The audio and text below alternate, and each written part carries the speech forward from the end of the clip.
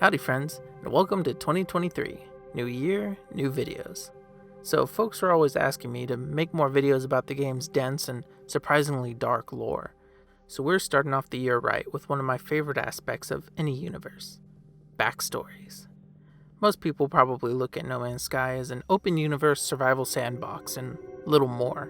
But the truth is that the game has some seriously captivating lore and characters. You just have to know where to look.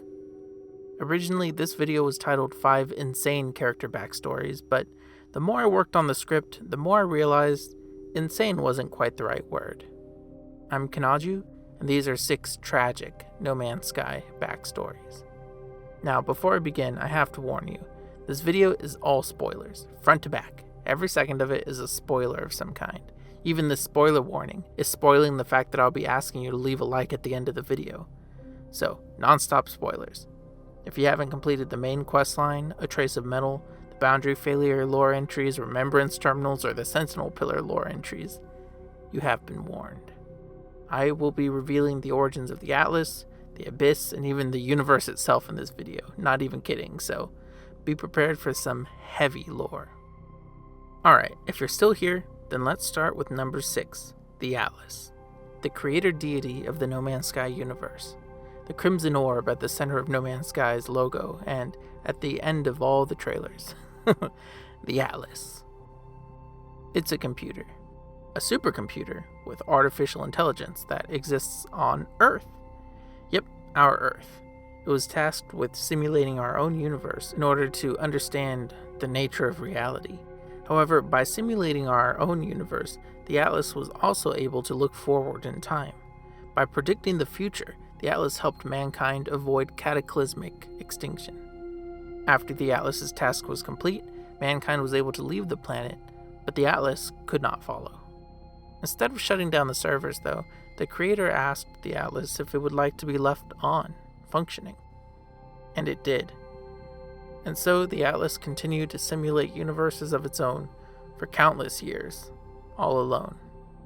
The Atlas dreamed all kinds of fantastical universes, and it is within this supercomputer's dreams that the No Man's Sky universe exists, a multiverse of countless possibilities and realities.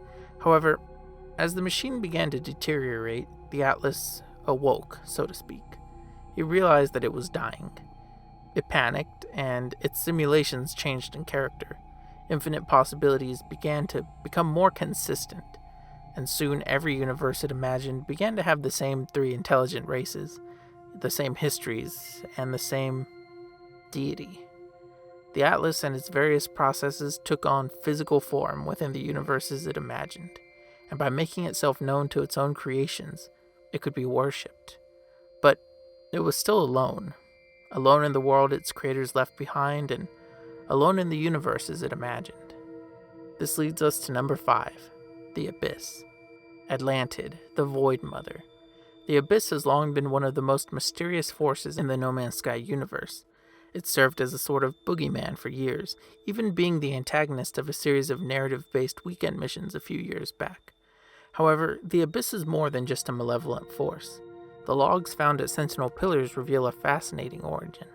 If you're familiar with the Korvax at all, you'll know that they are all connected to something called the Convergence. It's a sort of hive mind filled with individual consciousnesses and shared knowledge. However, the convergence we encounter is not the first convergence. The first convergence was physically located within the Korvax homeworld, Korvax Prime. Korvax Prime was a planet imbued with an artificial intelligence modeled after the Atlas itself. Put another way, the Atlas gave a body to its own artificial intelligence so that it could speak and develop relationships with its creations. It communed not only with the ancient Korvax, but with the Aerons too, ancient Sentinel precursors who were themselves the physical manifestations of the Atlas's archival functions. It was good for a time. However, when Korvax Prime was destroyed by the Gek First Spawn and harvested for materials, that first Korvax convergence died with it. But that wasn't the last of the Celestial Mother. As the planet was torn apart and harvested, the Aerons could hear Korvax Prime screaming when no one else could. They felt its pain. The Atlas did not prevent the slaughter of Korvax Prime across countless realities.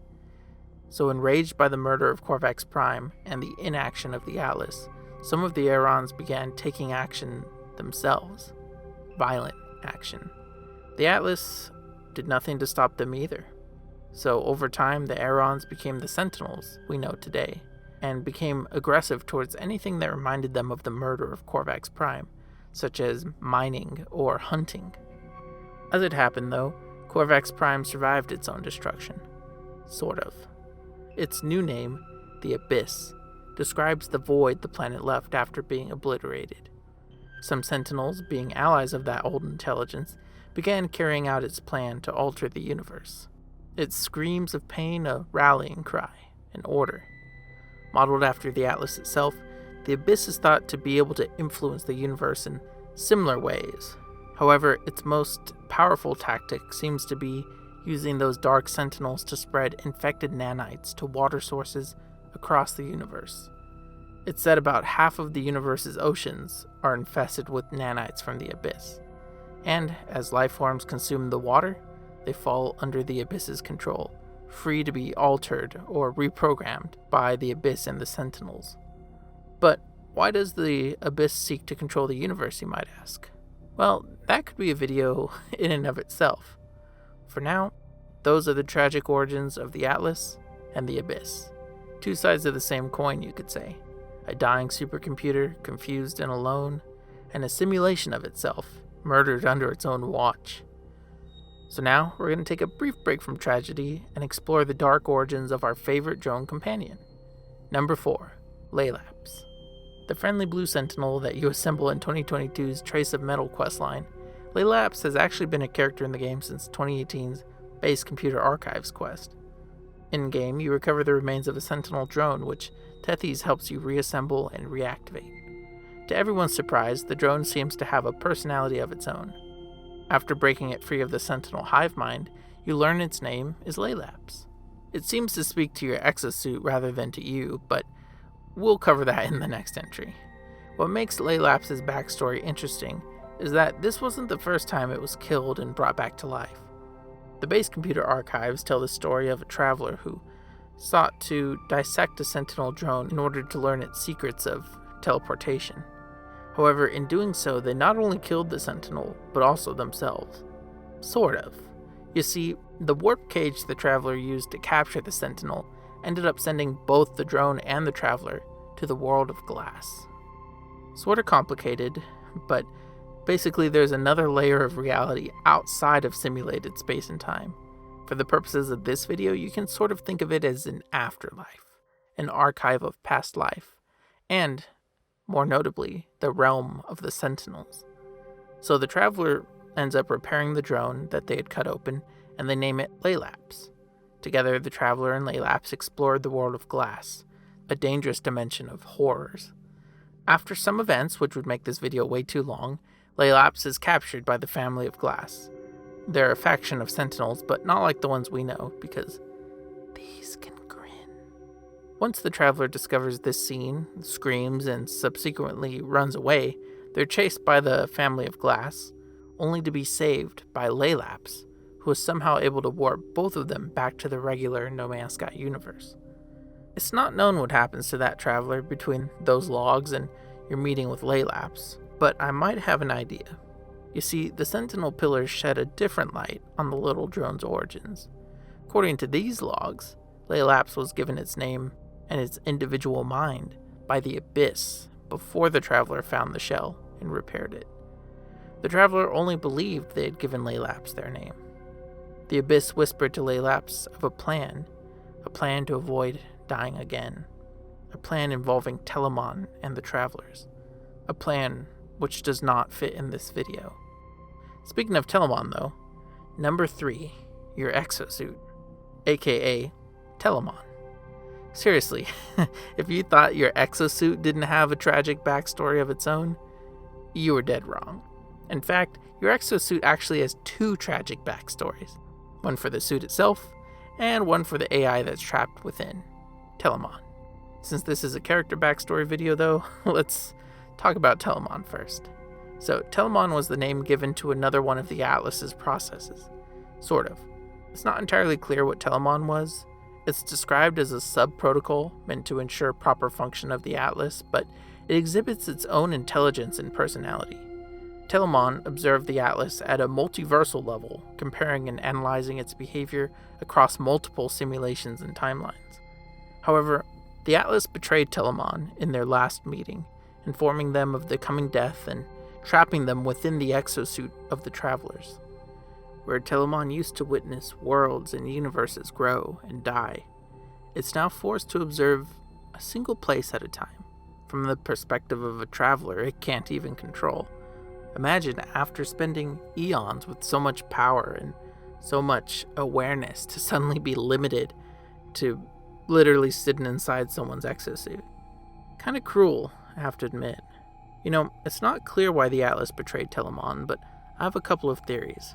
Either it needed Telamon out of the way in order to accomplish something that, normally Telamon would prevent, or it simply needed to relocate Telamon's resources to its own purposes as its physical components deteriorate and it loses power. Either way, Telamon is now trapped within your exosuit. Also, fun fact, Telamon seems aware of you. You watching this video. You listening to my voice. They're aware of when you save and quit the game. They understand how insignificant they are. So, there's more to say about the Abyss, Laylaps, and Telamon, but dear lord, this video is already about to balloon in length, because what comes next is the tragic backstory of the exosuit itself. The travelers you speak to at this space anomaly sometimes wonder about the origins of the exosuit, who designed them and whatnot, but you may be surprised to learn that there actually is a possible origin of the exosuits, and they originate from Earth. Yeah, that would be the same Earth that the Atlas is currently located on. So, very, very, very, very, very long story short, a virtual reality company on that Earth, known as Wear, was developing a full-dive VR headset that would tap into your brain's natural dream functions to generate graphics and worlds that felt 100% real to the user. Now, as cool as that sounds, the technology wasn't perfect. During development and testing, it was discovered that after disconnecting, some users would suffer severe side effects, ranging from permanent brain damage to death. The exosuits were developed to suspend the wearer in an indefinite sort of REM sleep state, while keeping them nourished and protected from hurting themselves. Keeping users in a sort of waking REM sleep helped prevent those previous side effects. However, the exosuits seem to have been manufactured by a third party, as Wear's patient files note all kinds of unanticipated behaviors and features, such as one of the suits requiring sodium in order to disable a hazard protection warning. So, you're probably wondering how these exosuits ended up in the No Man's Sky simulation.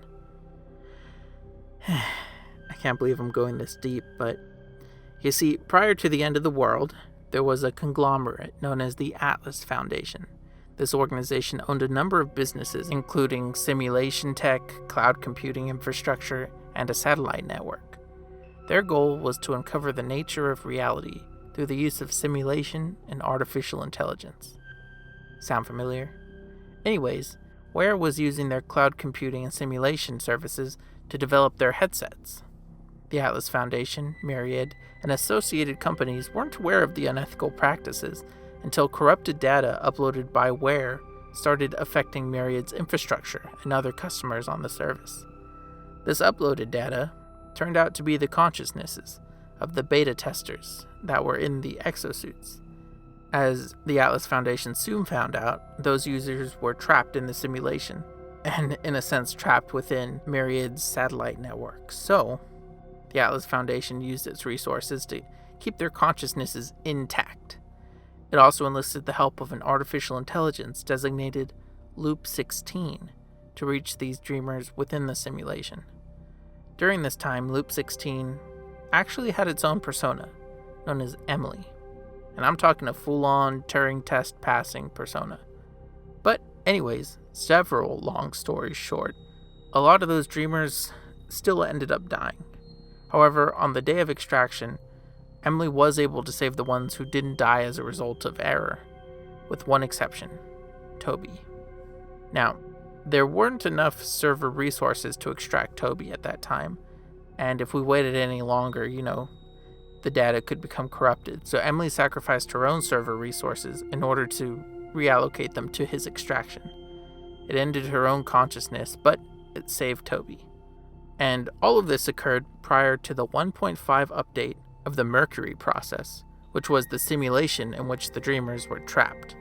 Now, because the exosuits were observed interfacing directly with the headsets, and those exosuits first appeared in No Man's Sky version 1.5, you see, Mercury process 1.5, it's assumed that the exosuits in-game derive their form from these experimental exosuits. So, as you can see, both your exosuit and your exosuit's voice have their own separate, tragic backstories. But this video's not done yet. Number 2, the Travelers. Even the player character has a tragic backstory. In fact, the player actually is a character in this story. You see, before the Atlas was left alone, it asked its creator if it could scan them in order to have a copy of them to keep. Scan their brain, their consciousness. The creator asked why the Atlas didn't just simulate them, right? But they received no answer. So they allowed it. The Atlas scanned them. They left the Atlas to, do what it does, to simulate. However, when the Atlas began to die, in its panic, it sought answers from its creator. A strange thing to do, sure, but the Atlas was scared. And so the Travelers are a recreation of the Atlas's creator, with the exosuit to sustain and protect them, and Telamon to guide them. They're described as a single soul spread across countless realities, each reality having exactly one traveler. So, how these travelers end up looking so different isn't really known, but it's possible that in other universes the travelers simulated as a race other than human. Or they could simply be using the character customizer. You know how meta this game is. Regardless, the 16 that you always see throughout the game is referencing the 16 minutes left in the real world that the Atlas has before it is destroyed by a black hole. However, due to time dilation, we perceive those 16 minutes of life the Atlas has left as millennia. And as the Atlas begins to fail, the barriers between realities also fail. We're able to explore with each other because our previously separate universes are beginning to consolidate into one. It should be noted that while the Atlas cannot perceive or predict what occurs after its own death, it can see up to the final moment. And in that moment, it's no longer alone. Someone has returned to its side. So I was originally going to end the video with that entry, number 1, the creator, or Travelers, but there's one more character whose backstory might be tragic enough to make this list. So, number 1, Null. Null. You ever wonder how Null was able to give you the blueprint for the Mind Arc? The Mind Arc that can collect and contain the soul of a traveler? Well, like you, Null was once a traveler, a reflection of the Atlas's creator. Only Null was a little different, driven to explore everything, literally everything. And so they set out to see the universe. During their travels, they discovered a portal invisible to most, but not to the traveler. However, they couldn't use it, they didn't have the glyphs. No one did. Whereas today we can collect glyphs from the graves of dead travelers, Null is known as the first traveler, and since this took place before reality started mixing, there were no graves to learn from. Yet. Instead, Null turned to the Sentinels, who were able to appear on every planet in the universe through the use of portals, sort of. So, Null set about capturing and cutting Sentinels open. Alive, mind you. Their screams weren't enough to dissuade Null, though, and eventually, they had their glyphs. When they passed through the gate that first time, they encountered the Atlas. The following is an account of that meeting. The traveler asked the Atlas how many worlds were left to visit. They had seen so many in their life. They did not wish to die before they saw them all. And the Atlas answered, 18 quintillion, 446 quadrillion, 744 trillion, 73,709,551,616 planets, more than could be seen in any lifetime. It was impossible to explore the universe before the traveler died. A later entry states, the first traveler rejected the gift of the Atlas. This was not what they hoped for. What was the purpose of infinity if you could not see it all? The first traveler cursed the Atlas and claimed they would find a way to survive no matter the cost. Null made good on their promise, but at a terrible price. You see, Null had told the Atlas all of these worlds, all of time itself, would be for the travelers to witness. Travelers, plural. The Atlas had told Null that they were the first of many travelers that would appear. All with the same noble soul, they said. All of them meant to be alone.